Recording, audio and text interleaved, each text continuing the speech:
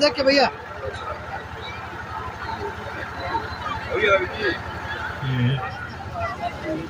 Duty करते हैं यह बताने के लिए ही कि आज भी अगर वे शक्तियाँ जो भारत को सभी जो युवा साथी इसमें भाग ले रहे हैं वे अपने मन में भरोसा करके आगे बढ़ेंगे और इस संदेश को दुनिया में दृढ़ता के साथ प्रसारित करेंगे कि भारत है, एक रहेगा।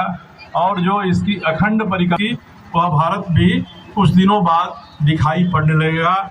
भले ही राजनीतिक रूप से एक अखंड भारत ना हो, परंतु सांस्कृतिक अखंड भारत की परिकल्पना के लिए एकता दौड़ मजबूती का काम करेगा और इस भावना को पूरे दुनिया में भरने का काम करेगा। इन्हीं सबकों के साथ बहुत बहुत धन्यवाद। हमारे इस क्षेत्र के लोकप्रिय सांसद आदरणीय विद्युत महतो जी से मैं आग्रह करूंगा। आज सरदार वल्लभ भाई पटेल की 148वां जन्म जयंती के उपलक्ष्य में सर्वप्रथम मैं आपके माध्यम से सभी शहरवासियों को ढेर सारी शुभकामनाएं और बधाई देना चाहूँगा।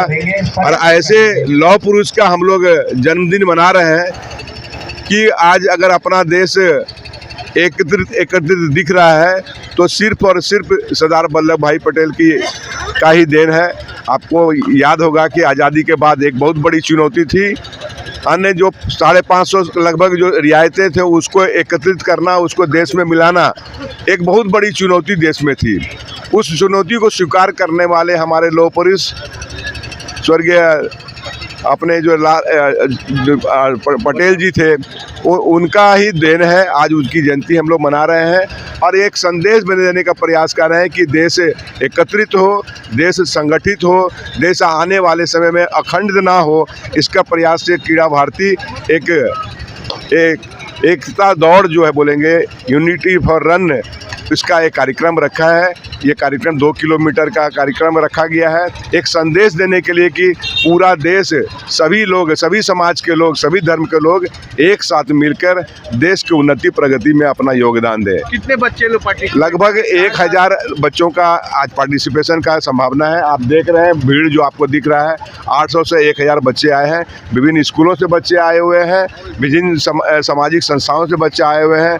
हमारे अतिथि में आदरणीय विद्युत महतो जी आए हुए हैं, हमारे विधायक आदरणीय राय जी आए हुए हैं, हमारे संघ के कारवा आए हुए हैं, संघ के प्रचारक आए हुए हैं। सभी लोग आज आए हुए हैं, उनके माध्यम से एक कार्यक्रम स्टार्ट हुआ है। आज अभी हरी झंडी दिखा के हम बच्चों को यहाँ से विदा करेंगे। धन्यवाद। बाई और एक दूसरे के पीछे झंडा लेकर के उनके पीछे चलने का प्रयास करना है, उनसे आगे नहीं निकलना है। मैं सभी सहभागियों से विनती करता हूँ, गुजारिश करता हूँ झंडे के पीछे चले और धीरे धीरे चलना है, एक कतार में चलना है, सभी को मिला करके आगे लेके चलेंगे। दौड़ने का प्रयास नहीं करेंगे।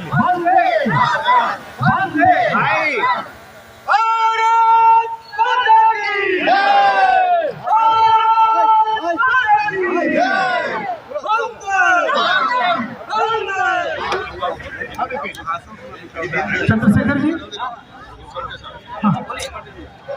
भारत माता की वंदे वंदे छोड़ दीजिए।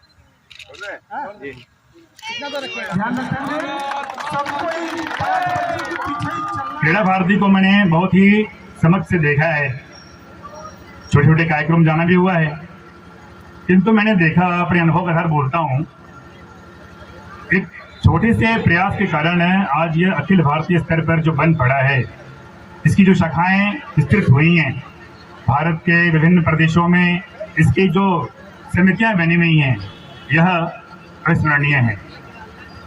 वास्तव में विभिन्न संस्थाएं खेल जगत के लिए कार्य करती हैं, किंतु खेल के साथ साथ चरित्र के निर्माण हो, राष्ट्र भावना की निर्माण हो, यह विभिन्न संस्थाएं का विचार नहीं रहता।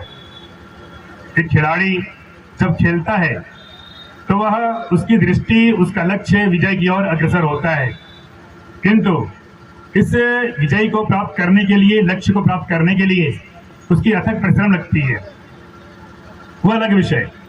किंतु राष्ट्र के प्रति अपनी भावना, अपनी संस्कार, अपना चरित्र के कैसा होना चाहिए, यह क्रीड़ा भारती के मंच के माध्यम से, अपने कार्यकर्ताओं के माध्यम से यह ध्यान में आता है, वो ऐसा प्रदर्शन भी लेते हैं।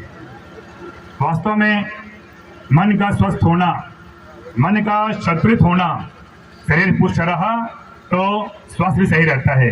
मजदूरों की आवाज उठाने वाले और राष्ट्रीय फलक पर बेसज संस्कृति को स्थापित करने वाला जो नेतृत्व था, वह नेतृत्व आज़ादी की लड़ाई के समय ही दो धुरियों में बंट गया था।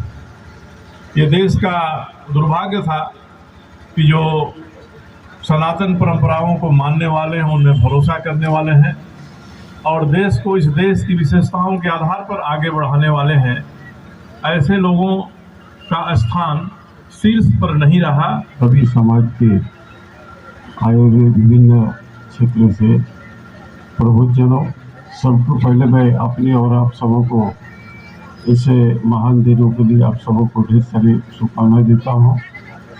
सरदार पटेल जी का जीवनी पर बहुत संक्षेप में माननीय विधायक जी ने कहा, बहुत ही महत्वपूर्ण बात उन्होंने कही कि आज़ादी के समय अगर देश की पहला प्रधानमंत्री इनको सौंपा जाता तो आज जो हमारे सीमावर्ती इलाका में पड़ोसी देश के द्वारा जो अच्छी हरकत हो रहा है, ये कभी नहीं होता। लौह पुरुष हम लोग इसलिए मानते हैं कि आज हम एक परिवार को ठीक ढंग से नहीं संवार के सजा के रख सकते हैं, लेकिन इन्होंने 562 रियासत को एक जगह लाकर सीमा भर्ती की। जो आज हम रूपरेखा देखते हैं, कश्मीर से लेकर कन्याकुमारी, कच्छ से लेकर कोहिमा तक जो आकृति हम माँ भारती के देखते हैं, इन्हीं का बहुत बड़ी देन है।